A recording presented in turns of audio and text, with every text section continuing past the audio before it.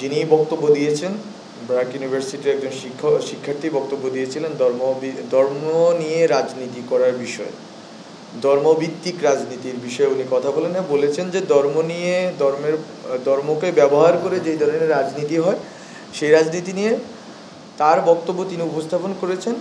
এইটা ছাত্রদের একটা অংশের, যদি আমি বলি, অথবা ছাত্রদের যদি উনি প্রতিনিধিত্ব করেছেন, যেহেতু ওনাদের বক্তব্য, ওনারা এই বিষয়ে সতর্ক থাকার জন্য গভর্নমেন্টকে বা সরকারকে আহ্বান জানিয়েছেন। এইটা সরকার এই বিষয়টা যেহেতু বাংলাদেশের সংবিধান এবং অন্যান্য অনেকগুলো প্রতিষ্ঠানের সাথে জড়িত, এটা সম্বন্ধে সিদ্ধান্ত জানানো হয় নাই।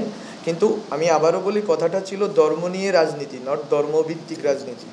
ফলত ধর্ম নিয়ে রাজনীতির বিষয়টা বাংলাদেশে, এই প্রশ্নটা ধর্মকে রাজনীতির হাতিয়ার বানানো সম্বন্ধে বাংলাদেশে একটা কনসেনসাস আছে যে এটাকে বানানো যাবে না। এটা ইভেন যারা ধর্মভিত্তিক রাজনীতি করে তারাও বলে থাকেন যে ধর্মকে রাজনীতির হাতিয়ার করা, যে ধর্মভিত্তিক রাজনীতি সম্বন্ধে আলাদাভাবে কোনো রকম বক্তব্য এখানে উপস্থাপিত হয় না, এবং এটা সম্বন্ধে সরকারের কোনো স্পষ্ট অবস্থান এখনও, বা এটা সম্বন্ধে কোনো কেউ পাল্টা মন্তব্য করেননি।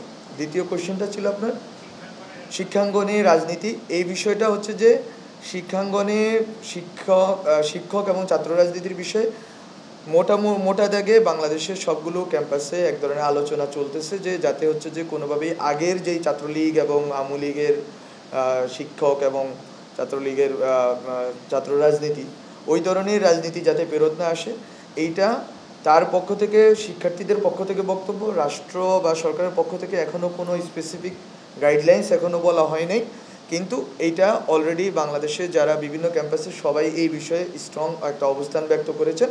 এবং এই রাজনীতি যদি না থাকে, ছাত্র রাজনীতি যদি না থাকে, তাহলে কোন ফরম্যাটের রাজনীতি হবে এটা নিয়ে মূলত এক ধরনের ডিবেট অ্যান্ড ডায়ালগ কিন্তু সব জায়গায় চলতেছে। ইভেন ঢাকা বিশ্ববিদ্যালয়ের গত সপ্তাহে, আমি যদি ভুল না বলি, একটা আলোচনার আয়োজন হয়েছে এবং অন্যান্য জায়গায় আলোচনা হচ্ছে।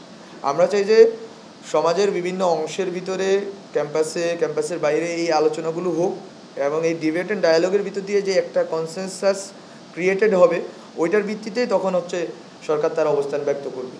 আরেকটা বিষয় বলছি, মব জাস্টিসের বিষয়ে খুব ক্লিয়ার অবস্থান গভর্নমেন্টের, সরকারের পক্ষ থেকে, যে এটা কোনোভাবেই হতে দেওয়া যাবে না। এবং যারা যারা এটার সাথে জড়িত আছেন, বিভিন্ন ফরম্যাটে মাজারে হামলা, মন্দিরে হামলা, এবং কোনো ব্যক্তিকে আক্রোশের কারণে হামলা, সবগুলো হামলার ব্যাপারে আইন যেভাবে ব্যবস্থা নেওয়ার কথা বলে ওইভাবেই ব্যবস্থা নেওয়া হবে। এবং কারো মানবাধিকার, যিনি যদি কেউ এখানে স্বৈরাচার অথবা ফ্যাসিস্ট সরকারের সাথে দালালি, দোসর হিসেবে দালাল অথবা দোসর হিসেবে কাজ করেছেন, তাদেরকে জনগণ তাদের বিচার করবে না, মব তাদের বিচার করবে না, বরং তাদেরকে আইনের আওতায়, আইনের হাতে সোপর্দ করতে হবে। আইন নিজস্ব গতিতে তাদের বিচার করবে। জনগণ শুধু এতটুকু খেয়াল রাখবে যে যাতে কোনো রকম কম্প্রোমাইজ না হয়, এবং যাতে সবার, এই যে যারা শহীদ হয়েছেন, যারা আহত হয়েছেন, তাদের সাথে কোনো ধরনের বেইমানি না হয়। এই ক্ষেত্রে সরকার যথেষ্ট কঠোর হস্ত এখনও, এবং বিভিন্ন পদক্ষেপ নেওয়া হচ্ছে, আগামীতে আরও বিভিন্ন পদক্ষেপ নেওয়া হবে, যাতে আইনগতভাবে যারা এই পারপেট্রেটরস আছে ওদের বিচার করা যায়। কিন্তু জনগণ যাতে এই বিষয়ে মব জাস্টিসের আশ্রয় নেয় না, এই বিষয়ে বারবার ব্যক্ত করা হচ্ছে। বিভিন্ন কয়েকজন উপদেষ্টা এটা নিয়ে বলেছেন, আমরা নিজেরাও বলছি, অনেকেই বলার চেষ্টা করছেন। ফলত এখানে সরকারের অবস্থান অনেক দিন আগে থেকেই স্পষ্ট।